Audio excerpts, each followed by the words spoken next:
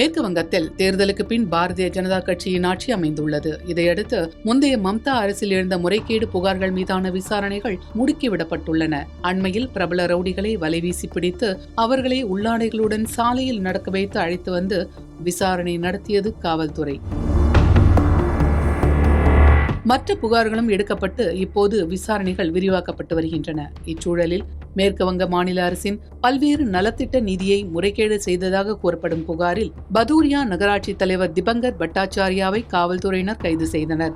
நீதிமன்ற காவலில் வைத்து அவரிடம் காவல்துறையினர் விசாரணை நடத்தினர். அந்த விசாரணையில் அவரிடமிருந்து திடுக்கிடும் தகவல்கள் கிடைத்துள்ளன. நீண்ட விசாரணைக்கு பின் தாம் மோசடி செய்த பணத்தை எங்கு மறைத்து வைத்துள்ளார் என்று அவர் காவல்துறையினரிடம் தெரிவித்தார். இதையடுத்து கிராம தலைவரின் வீட்டுக்கு சென்ற காவல்துறையினர் வீட்டின் பின்னால் இருந்த சணல் தோட்டத்திற்குள் சென்று தேடினர். அப்போது அங்கிருந்து கோடிக்கணக்கான ரூபாய் ரொக்க பணம் மற்றும் தங்க நகைகளை காவல்துறையினர் பறிமுதல் செய்தனர். பல கோடி ரூபாய் மதிப்பில் ரொக்க பணம் இருந்ததால் பணத்தை எண்ணும் எந்திரங்களை கொண்டு வந்து எண்ணப்பட்டது.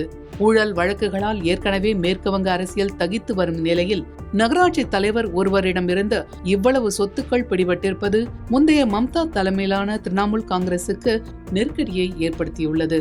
இந்த விவகாரத்தில் மேலும் பல முக்கிய புள்ளிகளுக்கு தொடர்பு இருக்கலாம் என்று சந்தேகிக்கப்படுவதால் விசாரணை தீவிரப்படுத்தப்பட்டுள்ளது.